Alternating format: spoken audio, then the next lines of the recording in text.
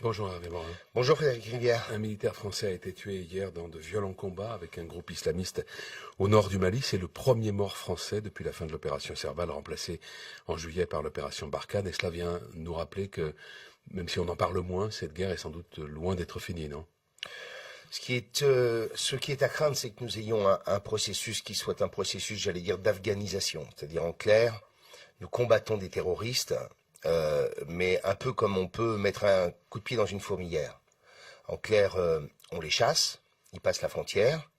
Dans cet immense espace sahélien, et reviennent ensuite au fur et à mesure que nous faisons éventuellement, nous nous retirons pour laisser la place à d'autres forces. Et donc on voit bien que le risque, c'est que nous soyons dans un processus classique d'enlisement, où nous comptons des succès militaires, mais où à chaque fois le mal revient, si je puis dire, c'est-à-dire où les forces terroristes qui ont quitté la région reviennent 6 mois, 1 an plus tard, parce que eh bien l'espace est à nouveau libre. Ce qui signifierait que la France, l'armée française serait là-bas pour sans doute assez longtemps, voire très longtemps. Vous savez, moi j'ai en souvenir, j'écoutais ce matin les informations, j'ai en souvenir les notes du ministère de la Défense quand je suis arrivé à l'hôtel de Brienne. On estimait que les forces d'Al-Qaïda au Maghreb islamique, c'était environ 500 hommes sur toute la zone. Aujourd'hui, c'est par milliers, sinon par dizaines de milliers sur l'ensemble de la zone du Moyen-Orient et la zone sahélienne. Vous voyez bien que l'État islamique du Levant est désormais installé en Libye. C'est ce qu'on nous dit.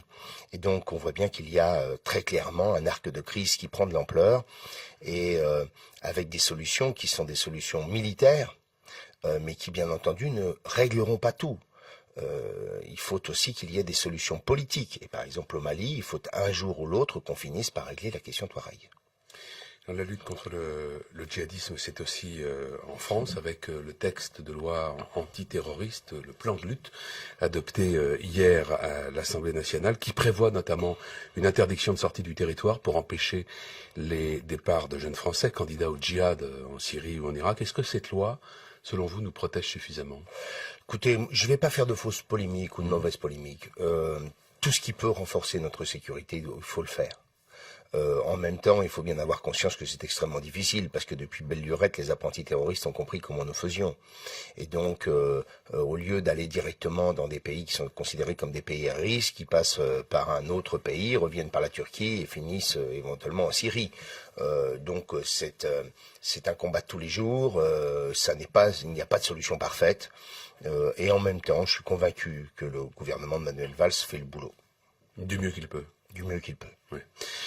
La France doit livrer le 14 novembre à la Russie un premier porte-hélicoptère Mistral. Ce sont les déclarations du vice-premier ministre russe Dmitri Rogozine, qui est chargé du complexe militaro-industriel russe et qui publie même la lettre du fabricant du navire. Au ministère de la Défense, on indique que François Hollande n'a pas pris sa décision. Comment vous expliquez cette situation assez trouble ? Bon, écoutez, moi j'ai toujours considéré que tant que la situation n'était pas normalisée en Ukraine, il n'était pas question de livrer ce bâtiment. C'est moi qui étais à l'origine des discussions sur le Mistral, donc je peux d'autant plus le dire que j'étais à l'époque de ceux qui considéraient que la normalisation des relations avec les Russies nous devait nous amener à construire un nouveau partenariat. Et d'ailleurs l'OTAN faisait la même chose, on parlait d'un nouveau partenariat stratégique avec la Russie. Moi je considérais qu'il fallait en 2008 que nous soyons ceux qui construisions une nouvelle relation avec un pays qui n'était plus l'Union soviétique. Bien. Très clairement, Vladimir Poutine prend ses aises avec un certain nombre de règles internationales de base, qui sont celles de la souveraineté des États, de la libre autodétermination des peuples. Et donc, très clairement, je vois mal un pays comme la France livrer un bâtiment de guerre à un pays qui ne respecte pas ses voisins.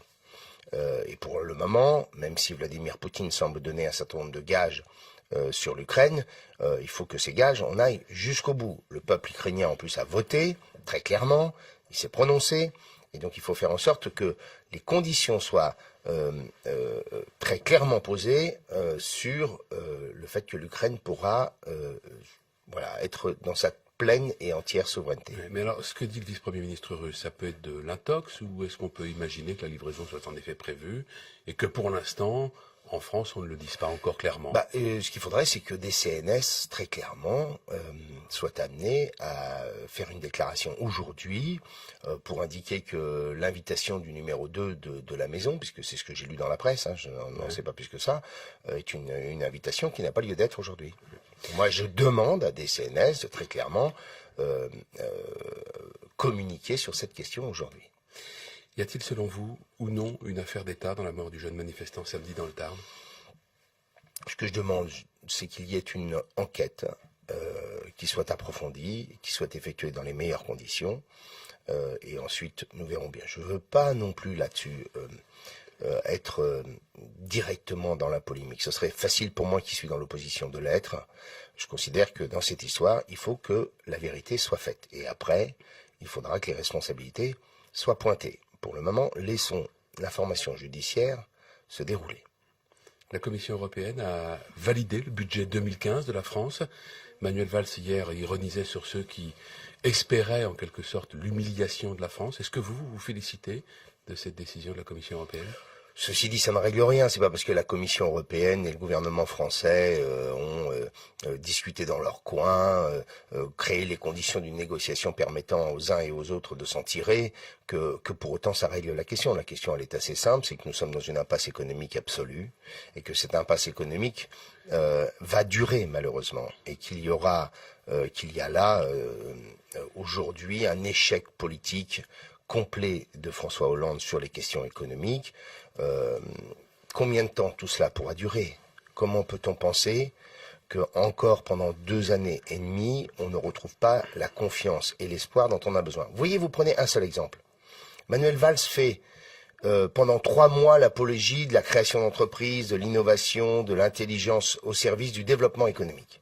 Et puis immédiatement après, c'est-à-dire avant-hier soir, sa majorité vote une taxation supplémentaire des dividendes pour les entreprises. Donc en clair, on fait exactement le contraire du discours. Donc on ne recrée pas les conditions de la confiance.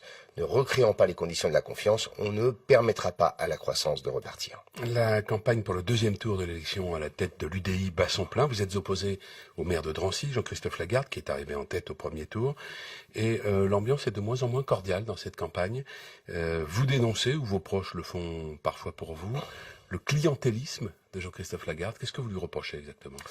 Non, j'ai simplement indiqué des choses simples, c'est qu'il y a un nombre considérable d'adhérents de l'UDI sur la Seine-Saint-Denis, avec des proportions par rapport à la population qui sont incomparables, et que Jean-Christophe Lagarde réalise 40% de son score sur la seule Seine-Saint-Denis. Et je dis simplement aux adhérents de l'UDI, c'est une élection qui vous concerne tous. Il y a eu un taux de participation relativement faible pour un parti politique, parce que quand on est adhérent d'un parti politique, c'est qu'on se sent plus concerné que les autres. Et donc en clair, je dis simplement que l'élection, elle est celle de la totalité des territoires de l'UDI, et que pour l'instant, même si Jean-Christophe Lagarde a en effet un avantage, il l'a notamment parce qu'il fait 2200 voix sur le seul département du 9-3. Et comment fait-il autant en Seine-Saint-Denis? Écoutez, vous lui poserez la question en l'invitant. Vous n'avez pas une idée? Non, je ne veux pas rentrer dans cette histoire-là. J'ai mes idées, j'ai lu un certain nombre de déclarations qui ont été faites. Je laisse chacun le soin de juger les choses. Merci Hervé Morin.